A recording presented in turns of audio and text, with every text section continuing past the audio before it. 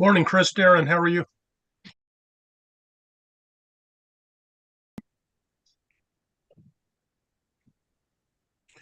Welcome, welcome. Hey, Chris, Thomas in the DMV here. Welcome, Thomas. Happy Thank New you, sir. Year. Same to you, sir. Thank you. This is our first training on Monday, actually.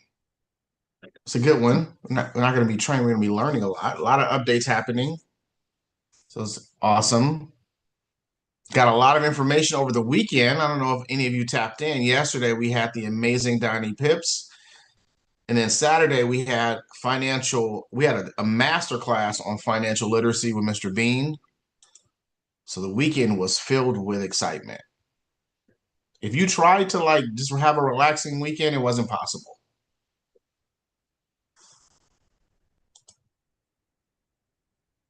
And my 49ers lost. So we had that. There's better. 49ers. Come on, Yes, Chris. sir. Welcome. Welcome, Don. Thank you, my friend. Welcome, welcome, welcome. Who else do we have joining? I think I just cut somebody off. Who was it? Erica Neal, Puerto Rico. Erica, welcome. Thanks, Chris.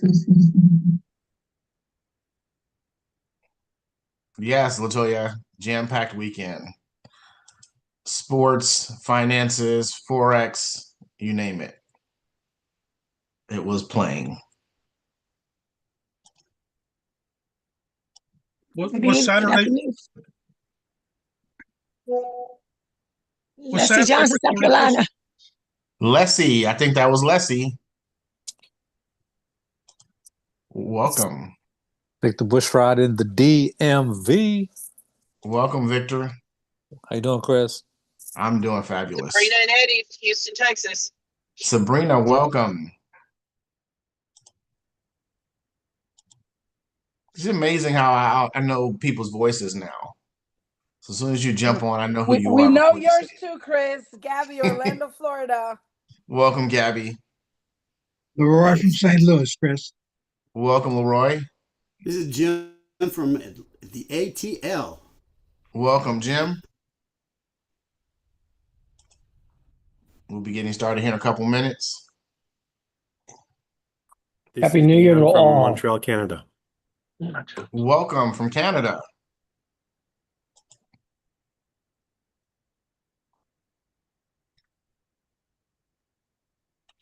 Welcome, welcome, welcome. Exciting times. There's so much happening. You need to have a notebook to write down and keep track of what's going on. If you just joined, go ahead and tell us what we have, or not what we have going on. We're going to tell you what we have going on. You tell us who you are and where we are. We are moving lightning speed. It's time to kick it up in 2026. We said we were going to be a household name, so this is the year to make that happen. Good morning, Maria calling from the DMV. Maria, welcome. Thank you. Kendrick Philpart, Jacksonville, Florida. Kendrick, welcome. Who else do we have joining? John Ramirez, Hammond, Indiana. Welcome. Indiana's in the building. Daryl Clark, Chesapeake, Virginia. Daryl, welcome. Thank you. You got the DMV representing this morning, as usual. David Leggett, ATL. David, welcome. Kendra, Ocala, Florida. Kendra, welcome. Sam Bean, Houston, Texas. What's up, Chris? What's going on? Hey, Mr. Bean is in the building. Mr. Balding Bean. Yes, sir. Yes, sir. Yes, sir.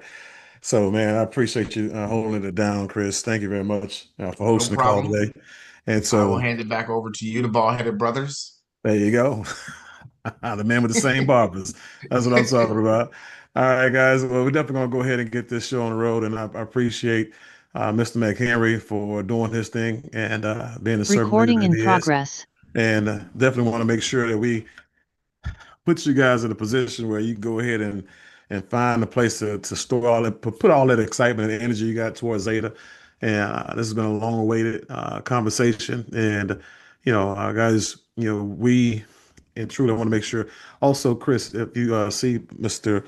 Ross in the chat, make him a co-host for me, and makes a good. Thank you very much. So, again, so this is something we're all excited about, guys. Obviously, when you have the opportunity to be in front of something amazing, you want to go full bore with it.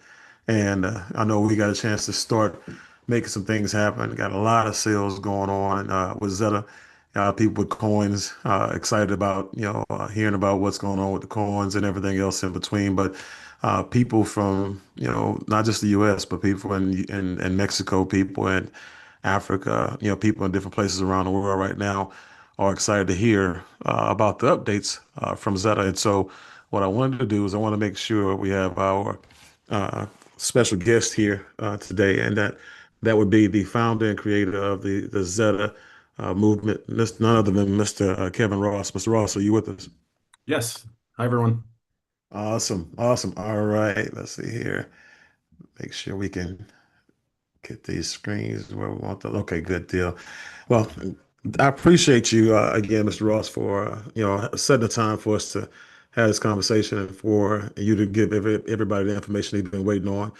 And Zeta, for what I've seen, and through the eyes of yourself, Mr. Navarro, and the people who were in that very, very exclusive meeting, those things were extremely exciting. And as if Zeta couldn't get any more exciting, it has. And so I'm extremely excited about having this conversation with you today. So for those of you who don't know Mr. Ross, again, he's the founder and the creator of the Zeta movement, and he's got some things he wants to share with you guys today. So, Mr. Ross, I'll turn the floor over to you.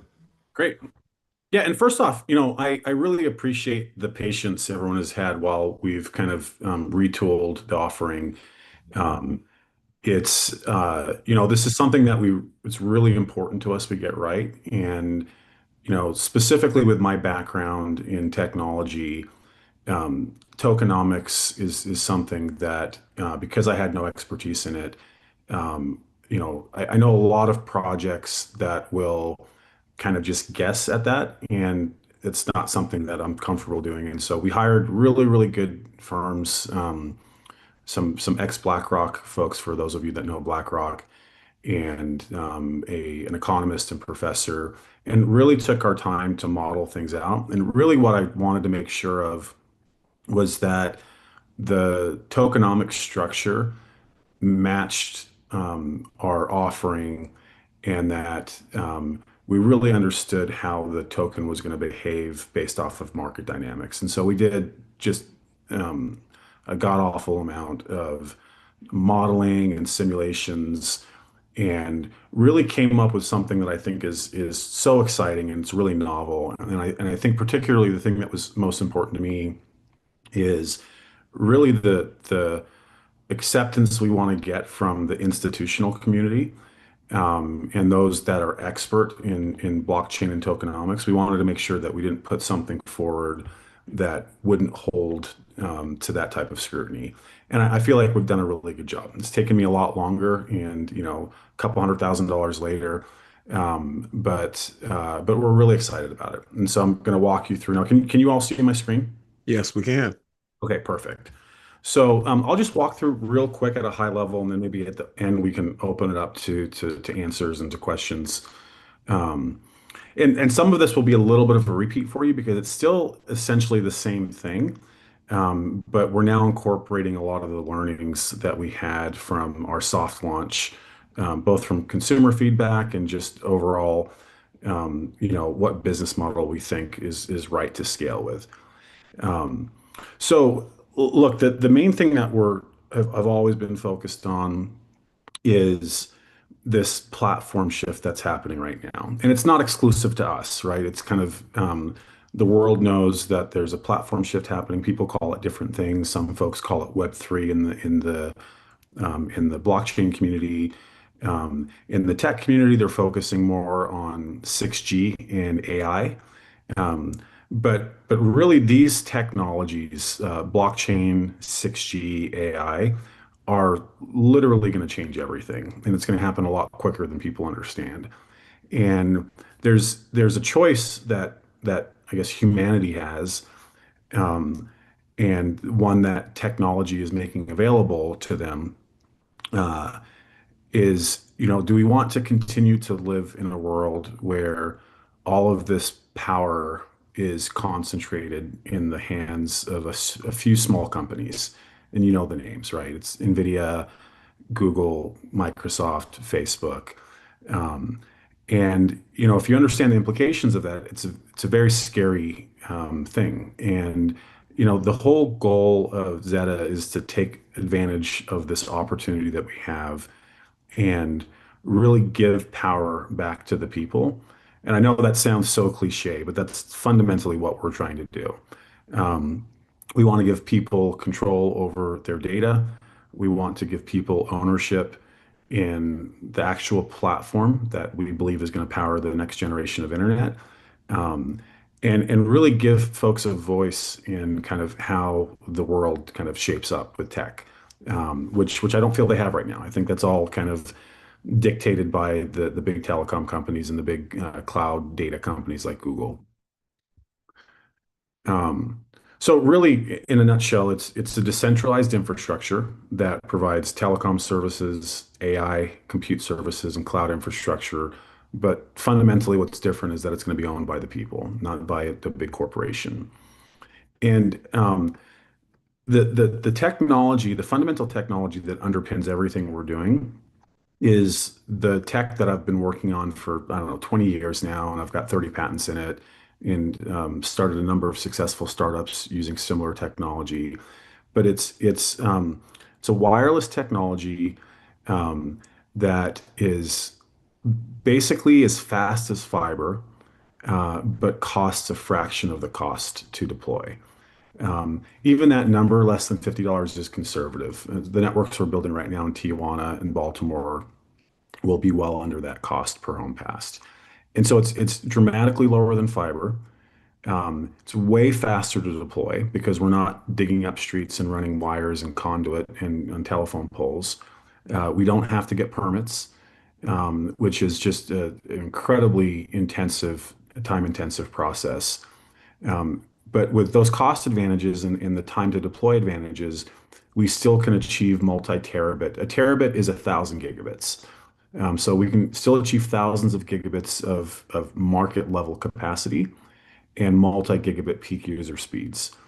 And that's a very important thing because the reason the internet took the shape that it did with data centers, when it started out closer to what XETA is trying to do. The early version of the internet, there were no data centers. It was people connected to the internet, typically through dial-up or like a T1 line. And really, it was just computers talking to computers, and the internet was other people's computers talking to each other.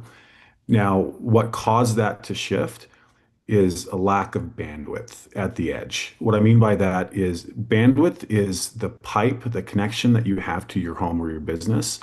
At the edge means at the very end of the network, the edge of the network. And so what all those connections look like was very slow. Even when the faster internet came out, that could, even today, for example, where a lot of folks can get gigabit on the download, on the upload, they typically get like 30 megs, much less, 50 times slower on the upload than the download. And that matters a lot if you're trying to build a decentralized data center, because it's not the download that matters, it's the upload that matters. If you have a server or a computer in your home, the speed that matters is how fast can you send that compute resource to some other part of the world, which is your upload. And that's what's so exciting about what we're doing is I can tell you, like, that tech is perfected. It's cheaper than it's ever been. It's mature. There's no tech risk really with that. It's really just marketing and deployment risk, which is really exciting. That the fact that we can deliver that level of bandwidth at such a low cost, and the things that it enables.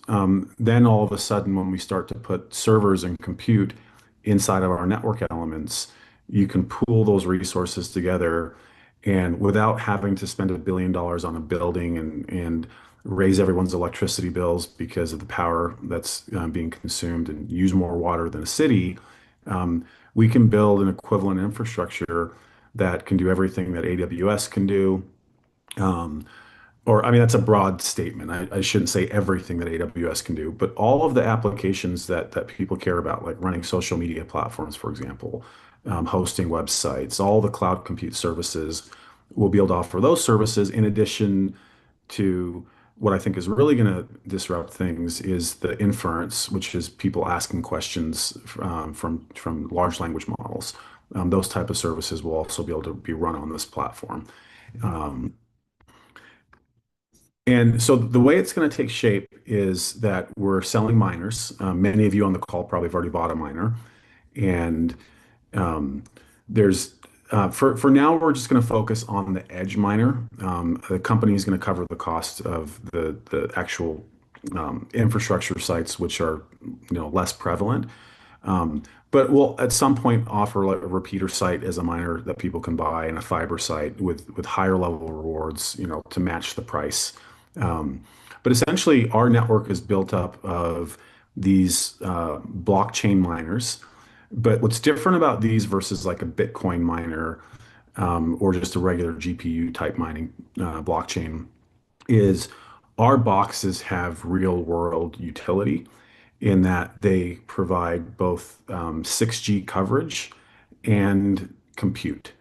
And so they're actually providing infrastructure to a decentralized network and providing useful utility versus just crunching math at a data center to validate a transaction. And network architecture is really simple. At dozens of locations in a market, we will connect to fiber, typically on a building or maybe at a tower. But those fiber sites is what inject capacity into the network. And from that fiber, we put up a handful of antennas that will inject roughly per fiber site about 100 gigabits. That doesn't matter to you, but it's a crazy amount of capacity, especially wirelessly. And then to extend the signal, we put these little repeaters, and the repeaters basically create it's equivalent of like a little mini cell tower.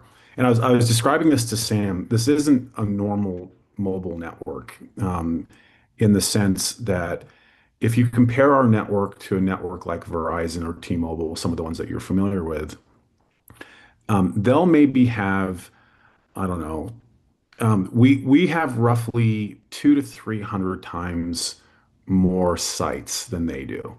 And versus putting these repeater sites on traditional infrastructure, we're just crowdsourcing these with homes and businesses. But it's literally got hundreds of times the capacity of a normal mobile network. And what I mean by capacity isn't speed. And the best and I'll try to not get too technical. This is really important stuff so you understand that this is not a normal network. It's really revolutionary. So the best way to describe internet is like a highway. It's very similar in that the speed you get, how many megabits or gigabits per second you get, that's the speed limit of the freeway. And capacity is how many lanes there are. And so the thing to understand, it doesn't matter how fast your speed limit is. If your speed limit's 10 gigabits per second, if you only have 2 lanes and there's a traffic jam, you'll still only go 1 mile per hour. And that's why, for the most part, the mobile networks like T-Mobile, even though they offer some home internet, it's not very prevalent, and they can't offer it across their own network because they don't have a lot of capacity on that network. Versus with our network, each one of these repeater sites has capacity similar to a cell tower, but we have hundreds of them, more than a cellular network. So we literally have hundreds of times the freeway lanes, not just the ability to to give peak gigabit speeds. And so this is kind of like it really is a next generation wireless network. Once we blanket a neighborhood or a city with repeaters, there'll be broad-based coverage across the entire market. And then when we're installing customers, there's two ways we can add a customer to the network. We can either install one of these edge miners. This is the exact same box that many of you have in your home right now, except because it's in our network footprint, these customers will actually be able to get rid of their home internet provider, whether it's Comcast or AT&T or Spectrum or Charter or whatever they use. We will be their internet provider, and at gigabit speeds, symmetric, where the upload is as fast as the download. But also we can connect directly to mobile devices through our repeaters. And so once there's sufficient density in the market, we'll also offer mobile phone service. But it's a really simple network architecture, and it's not complicated. It's very quick to install. And the beautiful part is for the majority of the customers in the network, we're not putting antennas on their roof and sending out a tech with a truck and a ladder to put an antenna on the roof and run a line down. It's just a little simple box that we put next to their window, the same one that you guys installed. And then obviously there's a compute node that will go at these sites as well. And that's what creates the distributed data center. You know, when we have 100,000 customers on our network with these little edge computers, we can pull those all together, and it doesn't matter that they're not in the same data center because of the connectivity they have between each other. We can treat them as one big monolithic compute fabric, if that makes sense. So again, just to recap, it's a global decentralized internet infrastructure using physical miners that are basically wireless compute nodes. And at these sites, we will have multi-gigabit symmetric connectivity. We'll have AI compute. We'll have cloud compute. And combined, they form the backbone of a next generation AI 6G network, Web3, if you want to call it that. But the key is that every miner that folks own is a piece of that infrastructure. You know, this is a really important distinction versus other blockchain products out there, is that there's real utility in probably, and I'd say probably in the most important market segments there are, which is connectivity, compute, and AI. And really the core driver of value for what we're doing is that with our new model, each miner that we deploy is generating revenue when it's deployed, versus just sitting in a home and you know, providing a benefit and something and better connectivity to a homeowner. But by deploying these miners in a orchestrated network, where from day one, those boxes, when they're deployed, are the home internet connectivity and they're generating revenue, it really changes the model in a really exciting way. And again, the three primary services that we'll offer on this platform are connectivity, gigabit connectivity, it's symmetric, both mobile, home, and business internet. AI compute, so think of like running large language models on our infrastructure or chatbots, that type of thing. And then cloud compute for things like social media platforms, enterprise, other workloads that people want to do in the cloud. And these services will be sold on the open market. And basically, the key way that we're driving value back into the token is using the revenues, not in a way that we have control over. This is a very important point of it, where we're going to autonomously drive these revenues back into token purchases in a way that's doesn't allow us to manipulate the market by like selling and buying tokens kind of as we want. It's going to be much more automated in how that happens. And again, when I say that this is an important market, it's massive. 6 trillion a year. That doesn't even include blockchain and some of the other things that you could kind of, or data. But just these three core markets are 6 trillion a year in spend. And so even getting a small fraction of that market, we don't have to win everything. We could get a couple percent and it's a massive company. And again, I talked through some of this, but again, it's real revenue, real infrastructure, radios, CPUs, not virtual validators like a lot of these other node projects. And so there's two ways to generate value with XETA. And it's one, either direct ownership of a box where and here's a new concept that we've introduced, and this is largely driven by our experience with the soft launch we did with you folks. Is we're introducing this concept now of staking your hardware. So all of the boxes we've sold up to date, folks have taken physical possession of. We've delivered it to their home. They've installed it in their home. It's been their Wi-Fi. But what we realized is, and we sold a lot of boxes, is that our original concept was that we would sell boxes as density was achieved in neighborhoods, that we would then kind of turn those dense neighborhoods into a network. And we realized that, because we have no control over where the boxes go, Kansas, Mexico, Africa, and really without a concerted effort, the time that would be required to create density in neighborhoods, you'd just be left with a lot of folks that were waiting for a very long time, and maybe some that never got density sufficient in their neighborhoods. And meanwhile, you have all these assets out there not connected to our network, not generating revenue. And it just felt like we could do it a lot more efficiently. And then all the complexities around, even though it's a pretty simple product, and we thought it was self-explanatory to install, folks still struggled with, because everyone's got different setups in their home and different network configurations and different devices they want to connect to it and different internet providers. And all of that leads to a lot of overhead where you're having consumers try to install a tech product versus what we're doing now. We're really, really sold on this model. We think it's going to drive a ton of value very quickly. Is versus leaving it to consumers to install their own product and then us have to help them with tech support, or worrying about, hey, how long is it going to take us to get density in a neighborhood?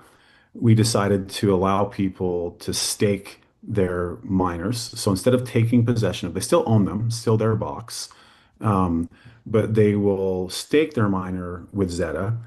In turn, XETA will then partner with existing either systems integrators or operators, ISPs, and they'll go deploy the boxes in a network from day one with a professional install. And the key distinction is that because the box is deployed that way and it's inside of our network, we can charge home internet from day one and at a very disruptive price. For example, in Baltimore, we plan to be half the cost of the competing offers out there for gigabit. And so, and the good thing is it's very easy to get those customers. That was my last business, WeLink. I'm kind of involved in the industry as a whole. And I can tell you that to go get internet customers, even door to door, we did it door to door at WeLink, and we would get double-digit take rates first pass through with no one ever even having heard of our company before. And so that's the one thing we're really, really comfortable and confident in, is that we can go very easily win home internet customers just with traditional partners to go install it and maintain the customers, and traditional kind of direct sales. And the key is that then those boxes are earning money from day one and generating value back into the ecosystem. And so, but folks still, if they want, they don't have to stake their box. We're making that option available to folks. So if they still want to buy a box and use it as their home Wi-Fi and get a good deal on a Wi-Fi system, fine. And we'll still get, no matter what, every box will receive 5,000 tokens as a drop at the time of purchase, but only if you stake your box will you get daily emissions.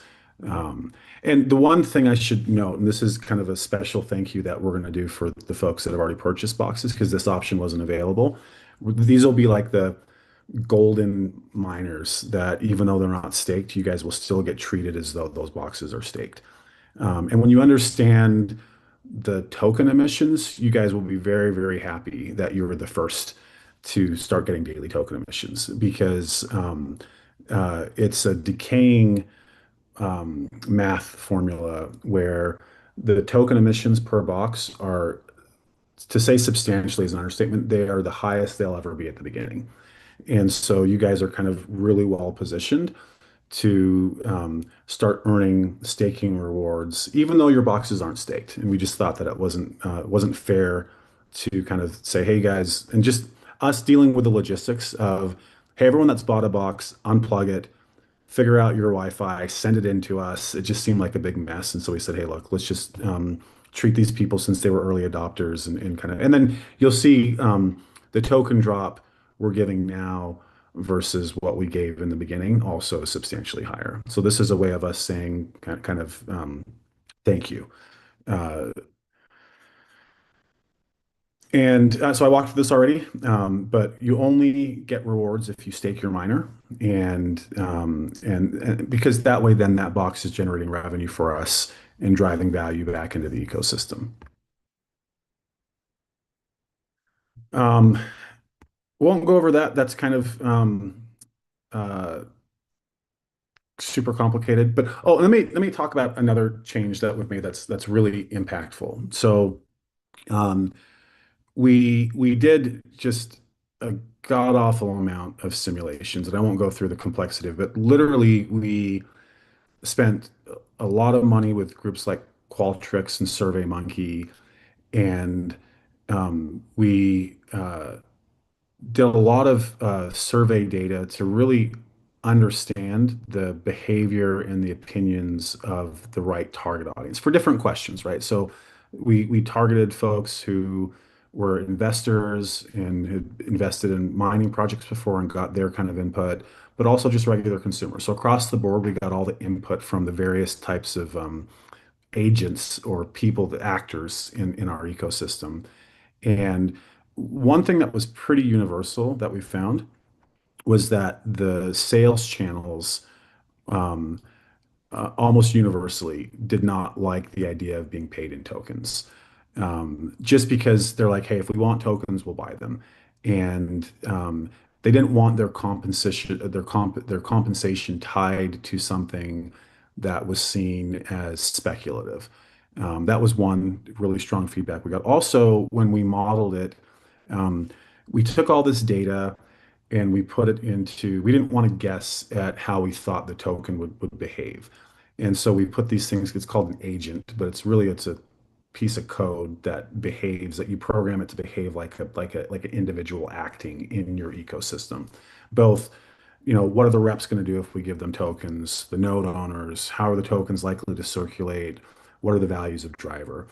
And there was not a scenario where we paid sales commissions in tokens that it didn't crash the token price. And I won't get into all the technicalities, but really what it came down to was sell pressure.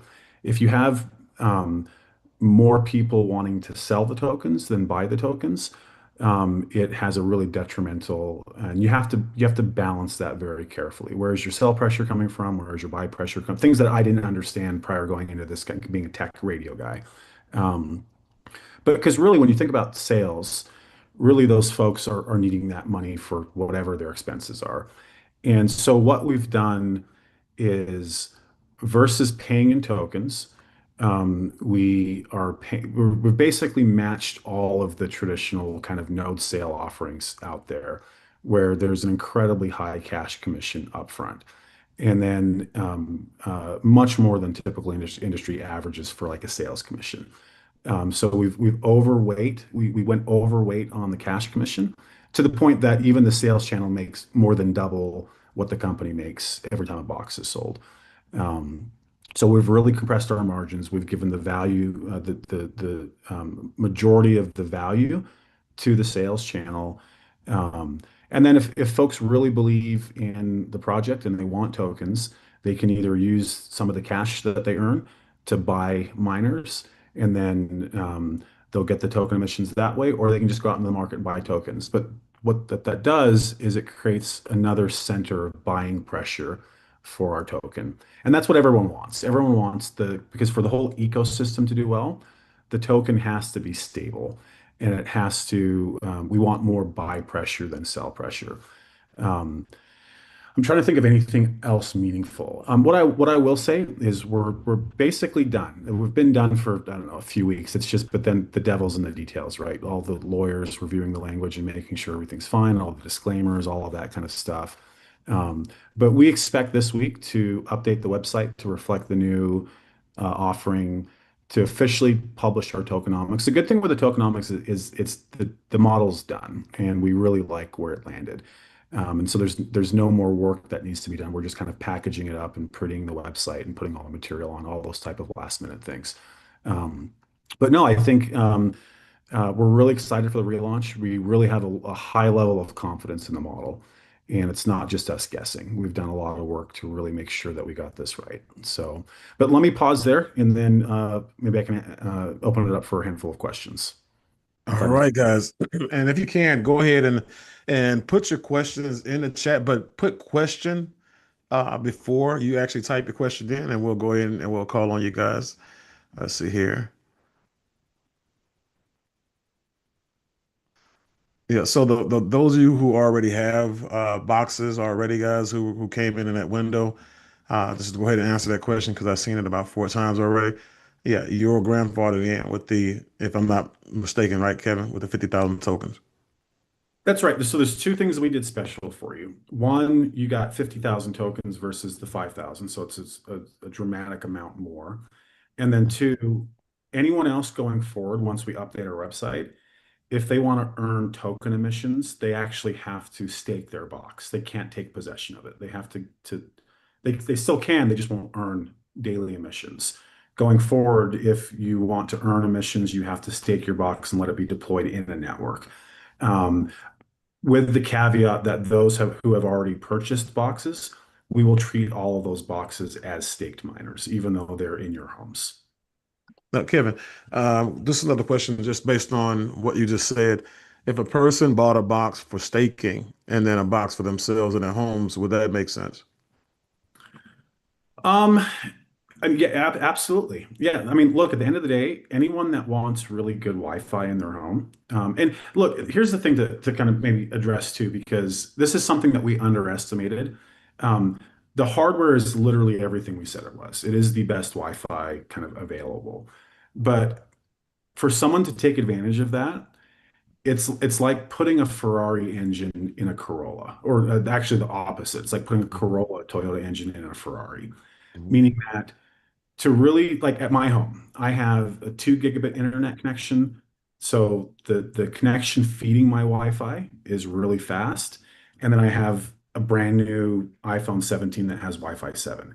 If you don't have that type of configuration at your home, a latest gen phone that can talk Wi-Fi 7 and a really fast multi-gigabit internet connection, you're not necessarily, it's almost like the Wi-Fi is too fast. And we had a lot of that where people were like, yeah, it works, but it's not crazy fast compared to and it's because they are on a slow connection or they're connecting to a slow device, one of the two. And so the short answer is yes, folks that want better Wi-Fi in their home, they can absolutely buy our box. It's a better price than what they would pay for an equivalent box in Best Buy, and they'll still get the one-time drop of tokens. But that box doesn't create a lot of value for us if it's just kind of isolated in someone's home, kind of like they're deployed right now. It only creates value for us if it's on our network generating revenue. And so absolutely, they can. They'll get the 5,000 token drops. They just won't earn token emissions. But for the boxes that they stake, that we're actually earning money on, absolutely, they'll receive token emissions. And here's the thing to understand about this model that's so beautiful is now value is tied to deployment, meaning that every time a box is staked, it's earning revenue. And in that model, I tell you what, the second that we um, uh, in about 6 months, we'll have a really meaningful network with, it's already like some of you went and saw it in Tijuana, but there'll be a lot of customers on it. And just us showing the world transparently, here's what it cost us to build it. Here's how much revenue that is generating it. Here's the model. I expect this is going to do really well. I think the community is really going to react strongly. Just to seeing a blockchain project that isn't, hey, let's raise a bunch of money and we're going to go build this. It's, look, we're already generating revenue. Look at our cost points. Look at how well the tech works. Look at the model. And so we're really excited about it. But anyhow, it's a long-winded answer, but yes, they could still buy them if they wanted to. No problem. Now, this is another question that I've seen in a couple of different variations. Are there already set in stone plans for the distribution of tokens earned if a person is running all three phases of Zeta's hardware when it's all released and actively running? Explain all three phases, because there aren't so much phases anymore. So there are three main participants in this ecosystem. There are the node owners, and that actually own the hardware. There are the people who sell the hardware, sales reps, and then there are operators, ISPs that install and maintain the network. And so in terms of token distribution, roughly, and don't hold me to the math on this, but it's something like this: 90% of the token emissions per box go to the node owner. And then a small portion, 10% roughly, I believe it is, of the tokens go to the operator, which makes sense, right? That operator is installing and maintaining, with professional services, that node on behalf of the node owner. And so they deserve to get a reward, in addition to, the cash comp that they get, from the ISP services. I suppose I was wondering more in specificity, like the repeaters, if people that are actually going to be running all phases for the long term, is there any change insofar as, I guess, if you're running a box compared to all three? Oh, I see what you're saying. Does that make more sense? When you say phases, you're talking about That's what I meant. Yeah, site and the repeater site. absolutely. Yeah. So we're debating this, whether or not we want to sell fiber sites and repeater sites as miners. And we probably will. But it's gonna be similar to buying an edge miner, meaning that, like, a repeater site is more expensive than an edge site. And so we may charge, I don't know, call it $2,000 or something like that for a repeater site. But the rewards that they'll get for those repeater sites are kind of like commensurately larger because of the cash cost for them than, and we talked about, like, I don't know, maybe like a 10% premium on more token issuances for like a repeater site, and then the same for a fiber site. But ultimately, it doesn't really matter, meaning that, the token rewards you're going to get as a node owner really are dependent on how many miners do you own. And if you want more token rewards, then own more miners. It's pretty straightforward. There you go. And that kind of, let's see. All right. So that kind of gives us an idea. And then kind of parlays us over into a question from Don. And Don says he's been working on a community around a large commercial solar project and that he's doing, as well as have in his pocket an investor to buy boxes and to scale. And he just wants to know, this is something that they could still do, and will there be a monthly cash revenue for the box owner? So in short, anywhere that we can get density. So say that there's a project that, say, hypothetical, a builder that has, I don't know, a couple thousand homes or something like that. And they're like, they come and say, hey, look, we want to bring XETA to this community. It's really about density. What we're trying to avoid is just onesie, twosie boxes randomly all over the place that aren't really generating value. We want them deployed in a concentrated, orchestrated way with professional services. So we're not having to deal with customers that don't know how to install things. Or it's a tech out at the home setting everything up. So the short answer is yes. We still, I don't know if this is kind of the question you're asking, but uh, absolutely, folks can still. What we care about is that it's done with a professional services group that's doing installation and maintaining, handling all of the tech issues that come up, which they always do. It doesn't matter how good your product is, you're always going to have tech issues. And that the key is that we can generate revenue.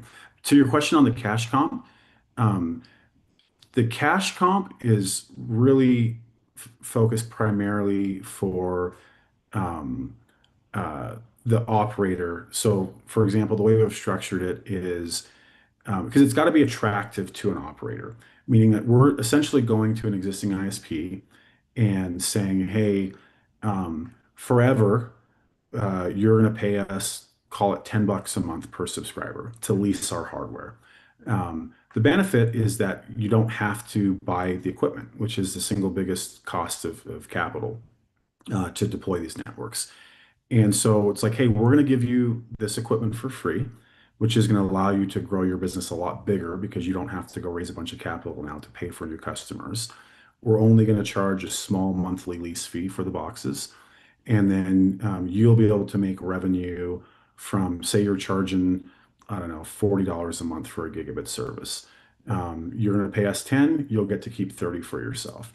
And so financially, it's incredibly attractive for the operators, which is why, the conversations we've had have all gone so well, because it's especially in places like Mexico, Latin America, Southeast Asia, which are the best markets for us with the density. In those type of markets, it's like 90% of the cost to create a customer is the equipment. And so we're essentially removing all of their costs. And a lot of these places, they're very capital constrained. They can't go raise capital like you can in the US to grow their business. And so we really are the only means for them to grow their business cost effectively. But really, that's where it's very simple now. It's node owners and ISPs get token rewards.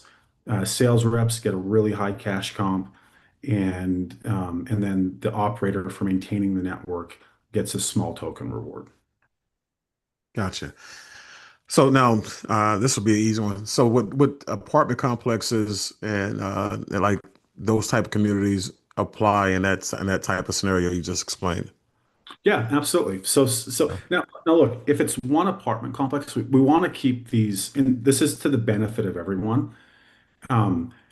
We want to keep these deployments as focused and dense as possible. That drives the most value. And so, for example, we have a line of operators that want to work with us, but we are very selective and are working with the ones that we know and trust. And so for the most, and by the way, and these groups can scale really, really big. And if anything, our job is going to be to keep our partners busy by selling enough nodes to provide them with equipment, because some of these operators we've partnered with could do crazy numbers, especially our Mexico partner, for example. And so, look, if there was a really attractive opportunity where there was a big complex of apartments, and we were working with the complex owner, absolutely, we could go build a network there. And that's actually the type of deployment that is really attractive because of the density. The more dense it is, the more cost effective it is. But what we don't want to have happen is we've got a couple dozen projects in all over different parts of the world, and they're kind of onesie, twosie, scattered out. Scattered out, and then we have to provide the support resources to all of it, versus us focusing that effort on a really mature, large operator that we're partnered with, that we train them once and then they can help themselves. And at that point, it's just us shipping equipment to them. And so it's really about, and again, this is in everyone's interest, because what's going to drive value and really make this thing kind of take off quickly is us executing on networks and generating revenue. And the best way to do that is in a very orchestrated, coordinated way, not getting pulled into 1,000 different projects in different parts of the world. Now look, with that said, look, we're going to mature as an organization and we're going to grow. And there will come a time where I fundamentally do this, where we're massive and we have a lot of resources and we can tackle all sorts of projects, big and small, all over the place. But while we're small, we need to be very, very focused so that we don't kind of dilute our efforts across too many projects, if that makes sense. No, it makes a ton of sense. Again, when you perfect one area or master one area, now you can go out there and expand and scale. So I get it. You don't want to put all your resources, and scatter them out and get nothing result wise. That's right. Now, I know now you have one question here from Dr. Arlene. Let's see here. She said, what density, and this is in a neighborhood, is required for the full XETA service utilization, like internet, AI, and cellular, to have like the full scale? Yeah, so there's let me answer that two different ways. So there's network density, and then there's compute density to offer compute services. Let me kind of just talk through how we see that. So look, we could build the XETA network literally, I mean, not anywhere, like probably not rural Kansas with 40-acre lots, but for the most part, in most of the world, suburban, urban, we can build these networks. As the density of homes or buildings increases, the cost gets exponentially better. And it makes sense, right? If you have a repeater in rural Mississippi and one repeater covers 5 homes versus I put that repeater in downtown Baltimore and that same repeater is covering 400 homes, you can see that the cost is spread out over many more buildings. And so you're going to see there's a reason why, for example, we're in Baltimore as one of our first networks, in New Jersey, and is another city that we're going to bring online, or Tijuana. You go to those cities, you see the density is very, very high. And for me, what I care about more than anything else is being able to show the world, look, we built a network that's as fast as fiber, and look at the cost point we did it for. And so for some time, you're going to see us focused on dense areas like that, just because the economics are so much better. In terms of like worrying about density and stuff, that's not something that the sales channel needs to worry about at all, because that's being done. We're getting density from day one because of doing it in this coordinated way versus doing it in a scattered way. And you're going to see for, I'd say, at least this next 12 months, literally all we're focused on is home internet. Because it's the most marketable product. People typically don't have more than one or two choices for fast internet. It's very easy to sell, and there's a predictable source of revenue. And the thing to understand is, like, if all this ever was just home internet service, that was literally the only thing to this blockchain project, and we were successful there, and we will be successful there because we know that area so well. This would be massive just based off of that, if you just look at the revenues we can derive from home internet. And so versus kind of, look, if you try to do too many things all at once, you don't do any of them well, and then you end up screwing up the whole thing. And so what you've seen now is we've taken all of the learnings from everything we've done, and now we are laser focused on what can we go execute on that we know we can execute on with very little risk, that is going to drive value and make this a success no matter what. So that really is phase one, is this internet service. With the compute and the AI, let's talk about the compute first. So to have a platform that's actually useful, you want to have like hundreds of thousands of customers, right? And if you look at kind of some, and sorry, this is a long answer, but it's important detail. Take your time. uh, computer chips typically take about 18 months to become obsolete. So say, for example, this is why we separated uh, the compute node from the radio and we didn't put them in the same box, is because that radio is going to last, it's going to be relevant a lot longer because networks don't change like computers do, right? For the most part, your internet speed's been the same it's been for probably the last 5 years or more. Um, and and so if we were to put compute in from day one at a time where um, we don't really have a service to offer there yet, and by the time we do, that chip is likely obsolete, can still work, but there's a newer chip that is 10 times faster for half the cost or whatever it is. And so the services we're going to take in a phased approach. The core offering will be internet service, followed by the consumer cloud compute, cloud storage. So think like Dropbox type alternative. And then over time, you'll see us add other services on. Mobile phone service will be the next to come on. The last will be AI compute and cloud compute. Those markets will take a lot more time for us to develop the software around and really kind of and frankly, we want to make sure that when we offer those services, that there's a relevant way to monetize it from day one, that we're not just deploying resources out there and building something with no customer base, if that makes sense, which is what a lot of the companies do. You look at a lot of these companies that are kind of in our space, they'll go build this asset and build this thing without any customers for it. And for us, we'd rather put our resources into revenue generating services from day one, which will drive more value. No problem. And so we have a lot of different questions. So there's some things when you look at focus, what would you have them focus on? Because I see a lot of people going toward looking at ISPs and asking for advice on, who to actually bring an ISP to.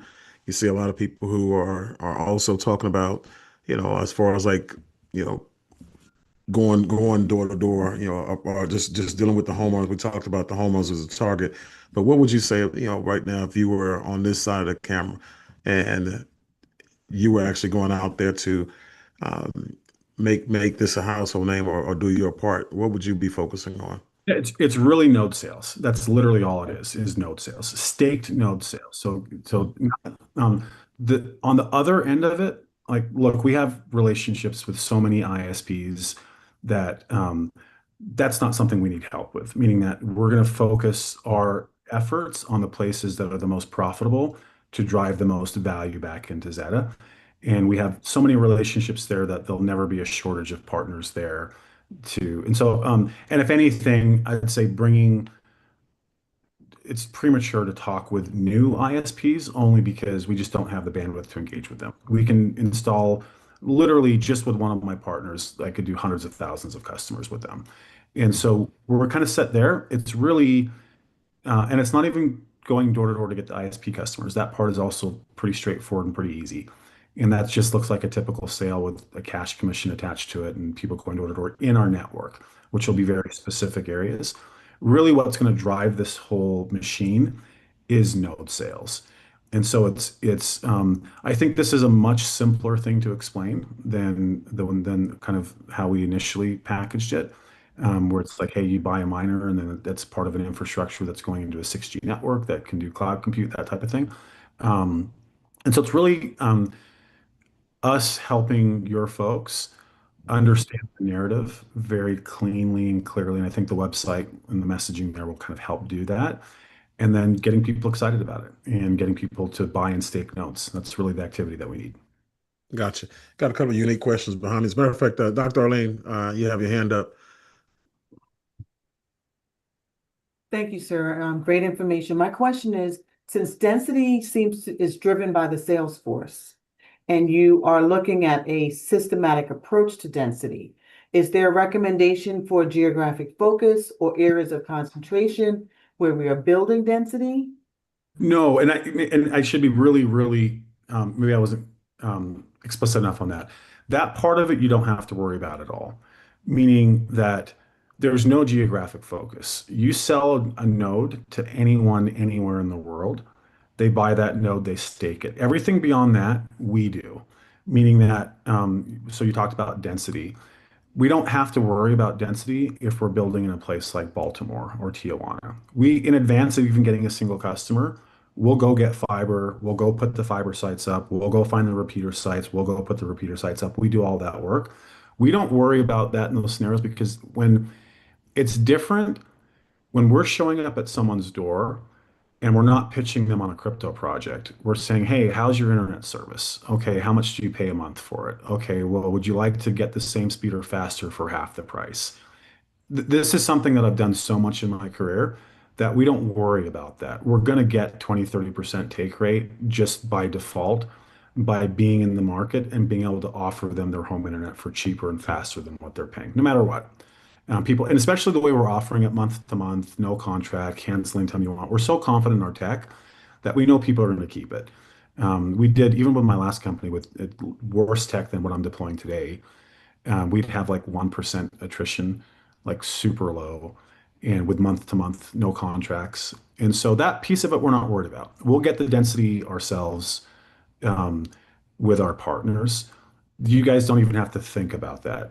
Now, like, again, that comes at the cost of we're being very narrow in where we deploy. So, and this is going to grow, right? Right now, we'll be next year in probably 3, 4 cities, but soon we'll be in hundreds and hundreds of cities. But again, you don't need to think about that at all. All you need to think about is getting people to buy nodes. Everything behind that, the deployment, the customer acquisition, the billing, all of that is taken care of either by us or by partners. Awesome. All right. Good deal. And I see you guys are going to have your hands up. Some of you, I know Michael Sullivan, I was about to hit his question next. So Mike, since you have your hand up, go ahead. And just a time check. I've got a hard stop. I've got another call here in 2 minutes. So no problem. Mike, do a Mike will be the last one. Go ahead, Mike. All right, really quick. 2 questions. And first and foremost, if I'm dealing with a single apartment complex and I'm selling to the property manager owner, and I want to have them create a revenue stream like through the internet or whatever, how many boxes are needed in that one building, in that one complex to be able to take the next step? Yeah. And again, that's a category of thing, unless it was something really compelling and there was a big revenue opportunity there. The time and effort it takes to go do one apartment complex in one city, and because you have to set up all the infrastructure for that, right? You've got to put the fiber site in and all these pieces. Your time is better spent literally deploying in a place like Baltimore where we have those resources already. Now, with that said, look, if it's like, for example, if it was like, some of the conversations we've had where it's like, I don't know, Graystar, and they have 100,000 units or something like that, then it's really exciting and compelling because there's enough of a revenue opportunity there. But if it's like, hey, this one apartment complex and they have, I don't know, maybe 2 complexes and each of them is like 300 and they're like 5 miles apart, we can go get that type of customer base in a couple days in an existing market. So does that make sense? It's kind of, it's and you're going to see that us saying no to a lot of opportunities only because at this stage of our company, really what we want to do is drive value into the token and make believers out of the institutional groups out there. The people with like the crazy cash pools where they were like, wow, this is a really cool project. I want to own this token. And the way we do that is by being very narrowly focused, having a lot of success, and showing really good numbers, financial numbers and customer acquisition, all that stuff. And again, it needs to be done in a focused way to do that. So again, that's something we can take offline and maybe through Sam, I can find out more about the opportunity. But unless it's something big, you'll see that we would tend to want to focus our efforts on places where we can kind of very predictably go create revenue. And Kevin, I appreciate you. Respect the time of your next appointment. We'll go ahead and end it here, and I'll be in touch, and I'll get the feedback, some new information that we'll be talking about. Sounds great. I hope this was helpful. So nice to see you all again, and we'll talk soon. Thanks. All right. Bye-bye. All right, guys, we'll be in touch. And what also in the WhatsApp groups, if you have any specific questions that were not answered, just send them to me on WhatsApp. And what I'll do is I'll put together a little Q&A for the things that Kevin will answer for you guys. All right. Also, white paper and stuff like that. Some other things that I saw, updated white paper.